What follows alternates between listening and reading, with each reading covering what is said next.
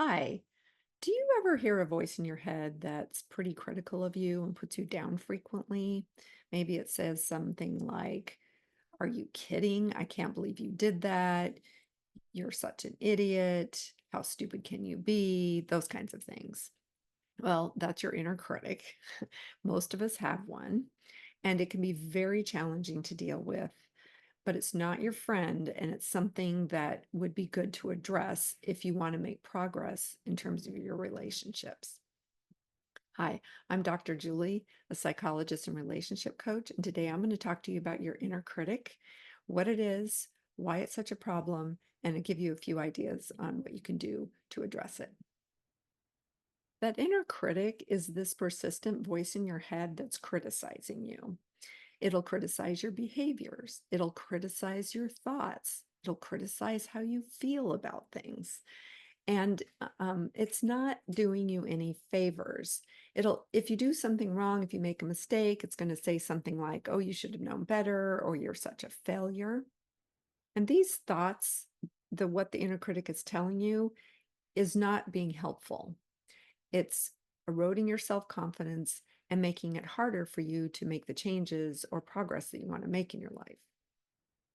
Oftentimes, what the inner critic is saying to you can cause you to feel a lot of shame or guilt, and this can paralyze you and make it very difficult to interact with other people, get things done, or feel like you're even just worthy of being on the planet. Now, I want to give you a few things you can do to start to address your inner critic.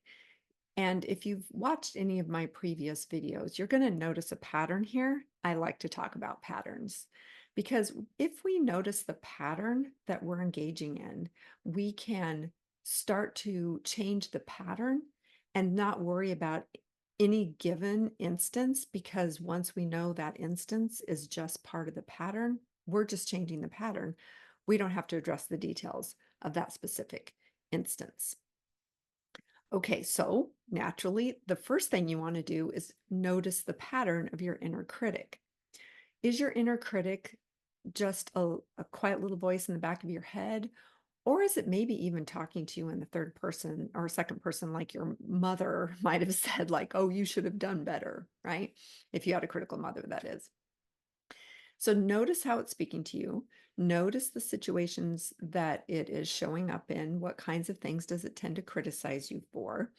Because sometimes we can feel good about most of our life, but we've got like one or two little things that sort of we're being nagged by our inner critic over. And so it's good to know if it's a pervasive problem or if it's just showing up in one or two specific areas. And then the next thing you want to do is work on reframing the thoughts that your inner critic is having, the things it's saying to you. One of the things to keep in mind is this inner critic voice, by the time you're an adult, has become very automatic and it's saying the same things repeatedly.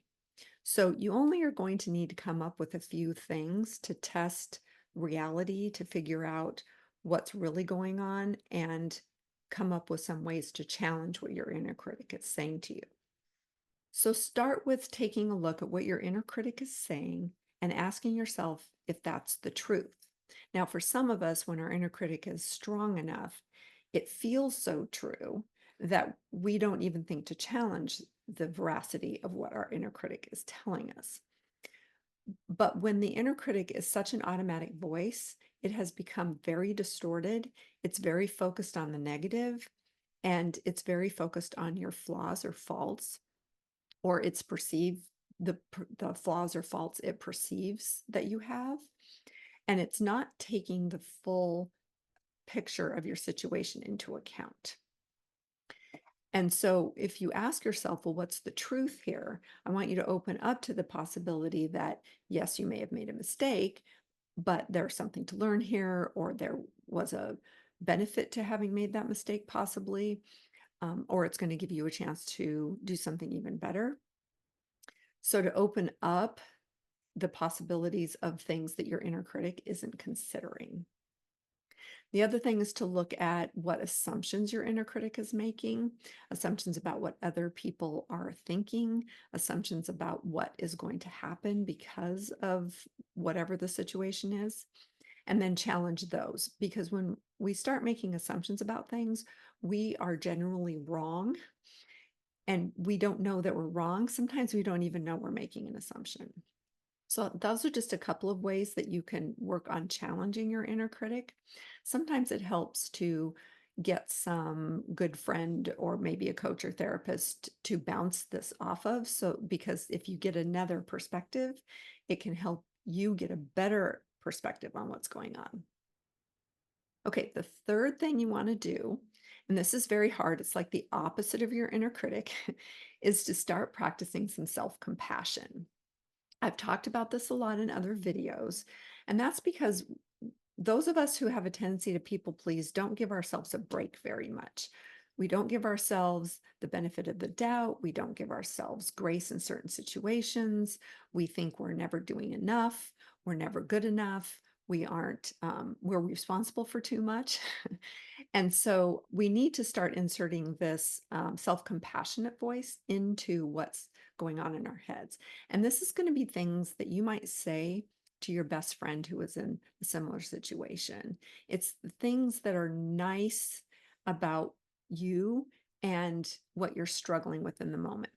So if you fail to get a task done and your inner critic is starting to berate you, take a look at why you didn't get the task done. Normally, you get tasks done. Normally, you're very conscientious about this kind of thing and you take a lot of responsibility. So, what was going on?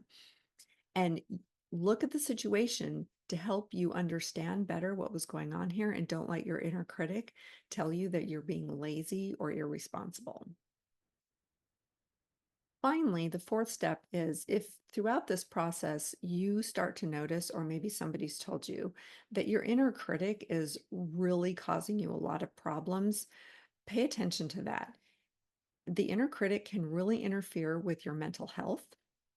It can make you highly anxious. It can cause a lot of depression. It can keep you from achieving your goals. It can make you not want to get out of bed in the morning, all sorts of things, right? It will tell you stories that aren't true and make you feel bad. And sometimes we can't see that for ourselves and we need some advice or support from other people. Now, that could be a good friend, but if you've got a real big problem with this, it's better to seek coaching or therapy because good friends are very supportive in the moment, but they're not going to be able to say the things to you that a coach or a therapist could say that might make the difference. Okay, well, it's a quick video today. I've gone over what your inner critic is, how it affects you negatively, and given you 4 steps on how you can address it. If you find this video helpful, make sure you hit that like button, share it with a friend who needs it, and subscribe to this channel to get notifications of more videos like this one. Take care and have an amazing week.